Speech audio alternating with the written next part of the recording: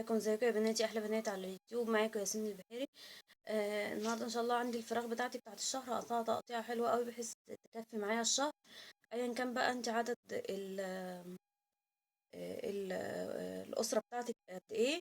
انا في الغالب بجيب يا فرختين يا تلاتة، وبقطعهم وبيكفوني الشهر اللي انا وزوجي بس. انت بقى عددك اكبر هتجيبي ايه عدد اكبر. هي الفرخه عندي الواحده كيلو ونص، انا ما بزودش عن كيلو، كيلو ونص.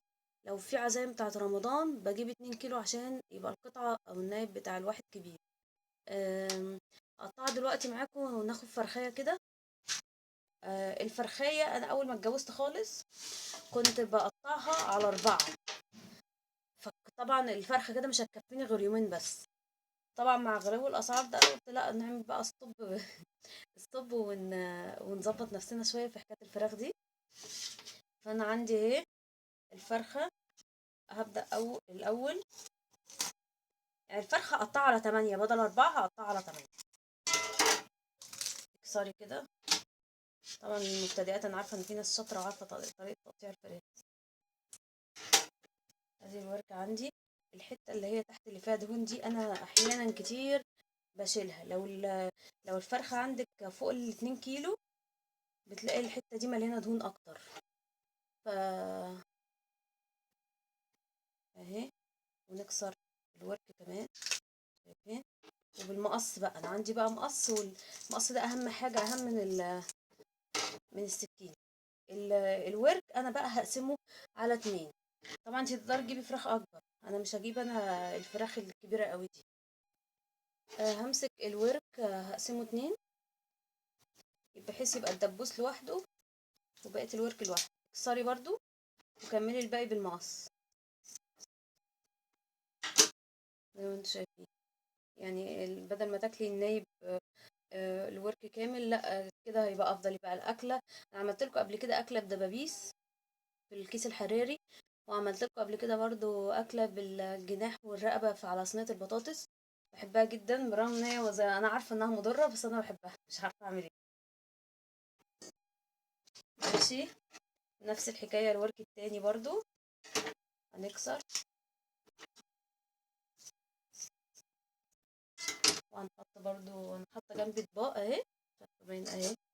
احط الدبابيس لوحدها عشان بيتكيسوا بيتحطوا في الفريزر كده. ماشي. آه عندي بقى الجناح.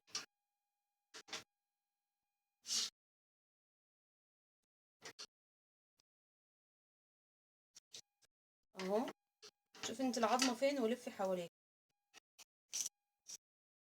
الجناح اهو لوحده.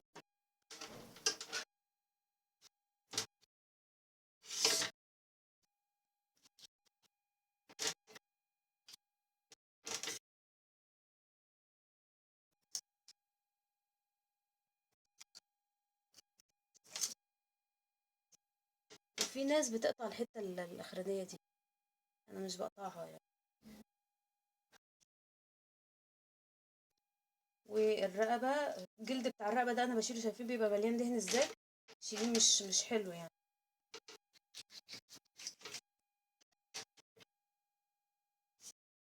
اي دهون اي حاجه زي كده انا بشيلها خالص.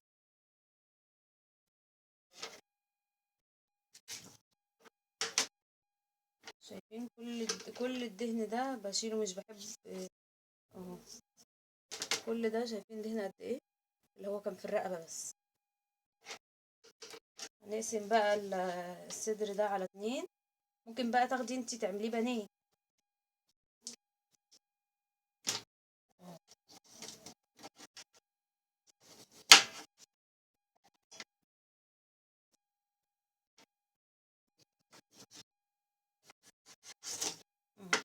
على 2.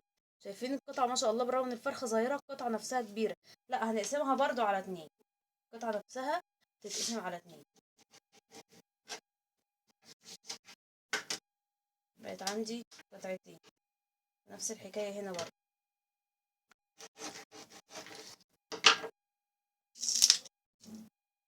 احنا كده قسمنا الفرخة على 8 اهي. بقيت الفرخة اهي. ادي الفرخة بتاعتي اتقسمت بسم الله 2 4 6 8 قطع.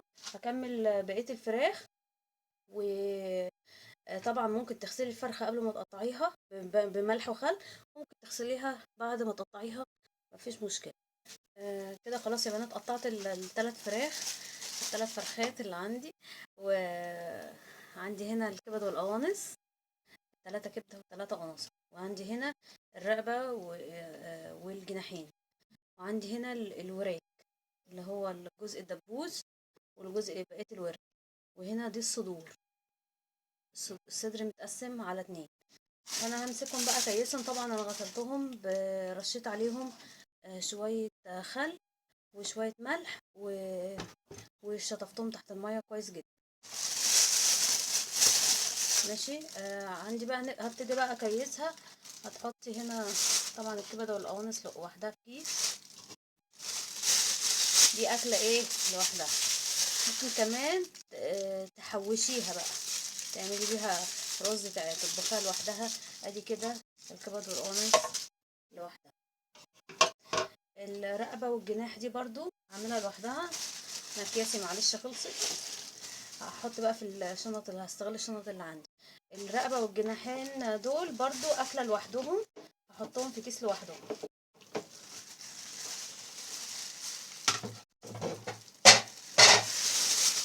تمام، بتحطوا ايه في كيس لوحدهم.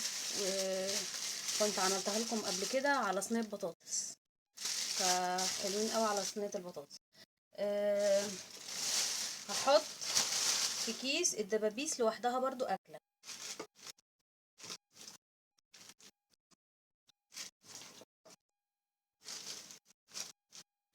اهو الدبابيس لوحدها برضو تتحط في كيس، اكله دي لوحدها.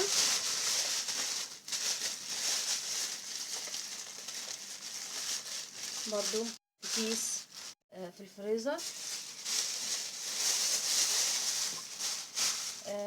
عندي هنا مثلا بقية الورك دي، ممكن انا بحط هحط منها 4 قطع. ممكن احط قطعتين ورك وقطعتين صدر مثلا، يبقى دي اكله برضه يكفي على يومين. انا دايما بطبخ على يومين. وهكذا بقى احط برضه قطعتين صدر وقطعتين ورك. فانا عندي هنا ادي كيس بتاع الكبد والقوانص، وادي كيس بتاعه الجناح والرقبه، وده كيس بتاع الدبابيس. دول كده ادي بسم الله 1 2 ادي 3 اكلات. وعندي اللي هم قطعتين ورك وقطعتين صدر، قسمتهم على 3 اكياس، يعني الكيس فيه 4 قطع. ادي برضو ادي 3 اكلات معايا، ادي كده يبقى يعتبر 6 اكلات. عندي كمان بقية الصدر ده، يا اما هعمله بانيه، يا اما اخليه من العظم ده واعمله كفتة فراخ، يا اما بسم الله ممكن اعمله تشيكن ستريبس كده، اللي هي زي البانيه بس على صوابع رفيعة كده. هما دول 6 قطع، فانا هحط كل 3 في كيس، بحيث يبقى دول معروفين مثلا بتوع كفتة الفراخ، او دول بتوع الفراخ اللي هي المشوية دي. تقطعها قطع رفيعة واحطها في عصيان وايه وتتشوي. فبرضو دي تعتبر هتطلع لي اكلتين. فهنا بسم الله ما شاء الله، يعني عندي 2 4 6، وهنا هطلع من دي اكلتين. ادي 8 اكلات من 3 فرخات، وفرخات صغيرة يعني فرخة زي ما قلت لكم كيلو ونص، بس عشان اللي بتحب تجيب الكبيرة قوي انا ما بحبهاش، عشان زي ما قلت لكم بتبقى زفرة. فمعلش انا حطيت في الاكياس دي لان الكياس الشفافة دي التخزين بتاعتي دي خلصت، فاستغليت بقى الاكياس اللي عندي وانا بسحب منها على طول يعني. بس دي كانت فكرة البرنامج، فكرة الفيديو بتاعي بتاعت النهاردة. التلفزيون مؤثر على الدماغ يا جماعة. فكرة الفيديو بتاعتي بتاعت النهاردة اللي هي تقسيم الفراخ. بس عايزة اقول لكم بس ملحوظة، انا لما بيبقى عندي بقى ضيوف انا او في رمضان او عزومة او كده، بقطع الفرخة على 4 عشان يبقى النايم كبير، لان انت جايه لك ضيوف. لكن التقسيمة اللي انا اقطعها على 8 دي قطع صغيرة، دي بتاعتي انا، يعني دي بتاعت بيتي انا. لكن طبعا الضيوف ده حاجة تانية، لازم الواحد يكرم ضيفه وبتبقى مقدمه له احسن حاجة عنده. بس يلا كل سنة وانتم طيبين، رمضان كريم عليكم. اشوفكم ان شاء الله في فيديو جديد، والسلام عليكم.